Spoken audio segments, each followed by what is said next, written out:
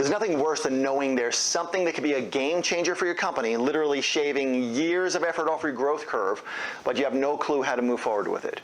Like when you know beyond a shadow of a doubt that if you had a team of experts who you could consult with once or twice a month, who have already done what you want to do, and they know how to avoid all the obstacles and make this far easier and far more profitable and successful for you, like a strong board of advisors or board of directors would do, but you don't know how to put one together. Well, that's what this episode of Built to Grow, the board series, is all about. If you haven't seen the first few videos on how to build and manage an effective board, definitely watch those next, because in the first video titled How to Put Together a Board of Directors, I shared how we locate the best people for our boards and how we choose people specifically who can get us to 8 to 9 figures faster and more predictably. And they do that by opening up doors for us that could collapse time frames and help us scale faster this year than most companies can in 10 or 15 years. But to do that, you need to know how to talk with prospects and how to offer them a seat and what, if anything, to pay them and what kind of legal documents that'll make this process much easier for you. And I'll give you access to one of those legal documents that we use at the end of this episode, because having access to things like this will save you a lot of time and money and frustration and gray hairs and wrinkles and pretty much everything else. I wish I had this paperwork right here when we first started my first board.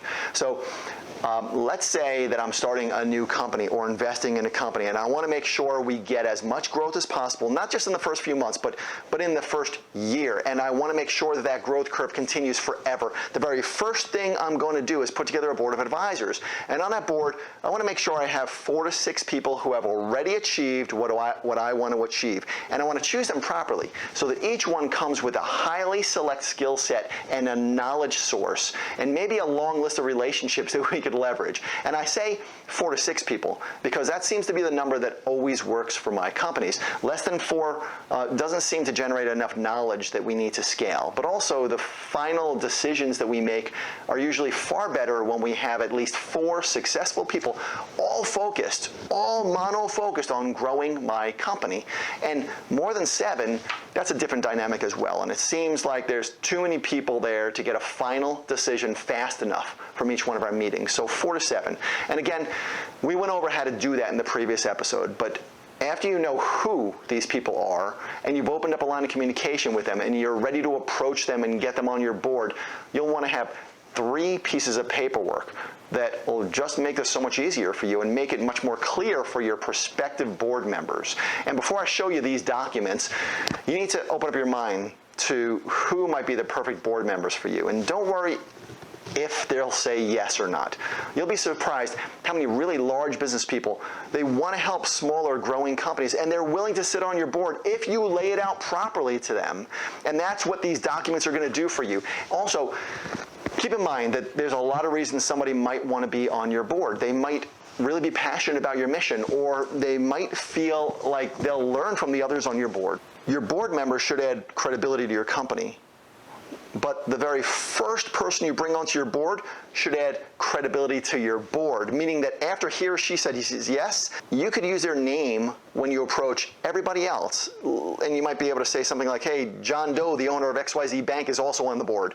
Or Jane Smith, the founder or the inventor of XYZ, is also on the board. In which case, others might take a board seat without any pay just to have a direct access or a direct link to those other powerful people that they probably couldn't get access to anywhere else except for being on your board. And once you have one person who the other board members consider a big player in your industry, the rest is going to fall into place a lot more smoothly. So here's the paperwork that you need to make that really happen.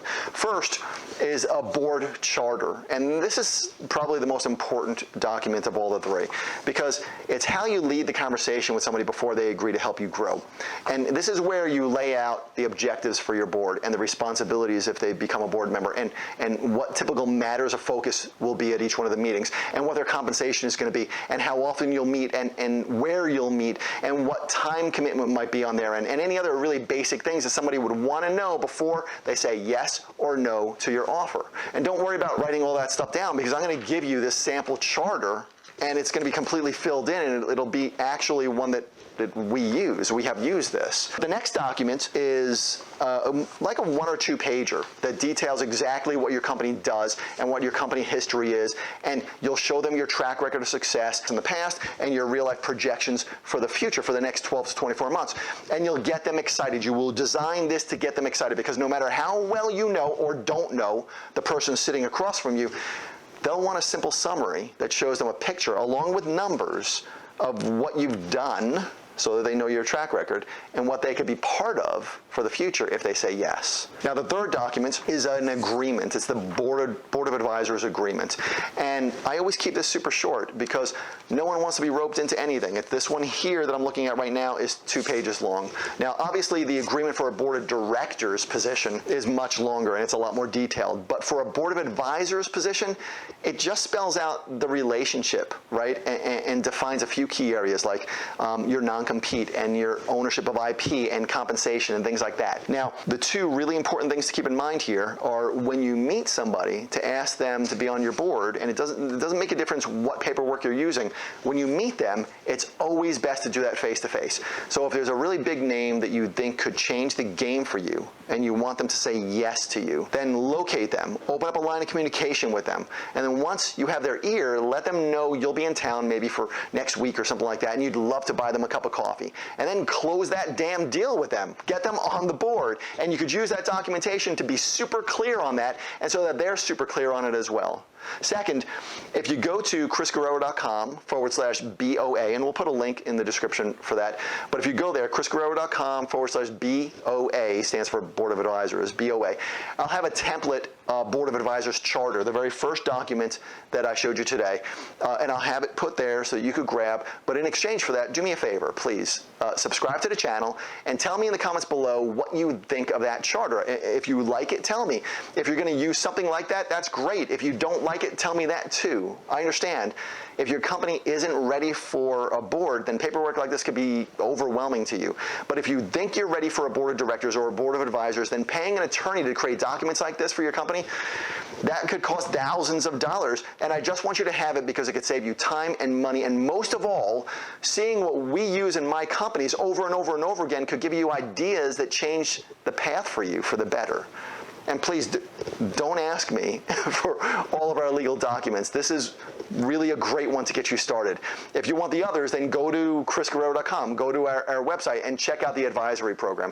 It's a small handful of companies that I advise, and they get access to everything that I have that I feel would help them to scale faster and more predictably. And on average, their growth, the growth of the people that I work with, the growth of the companies that I advise, they get an average of 210% growth. And that's just over the last year, right? So the previous year we had over 200% growth also. And previous year we had almost 200% growth for everybody. So if you're ready to scale and you're just kind of lacking experience from somebody who's done it over and over and over again, who has helped other companies to do it, then check out that program too.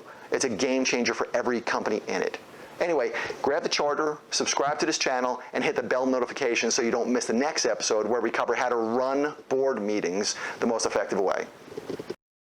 No matter what stage of growth you're at, we all need an unbiased review of what's working and also what might not be working anymore in our business. Because the greatest cause of stagnation in any company, the reason most companies hit plateaus in their growth, is because they fail to see the roadblocks that stop momentum in its tracks.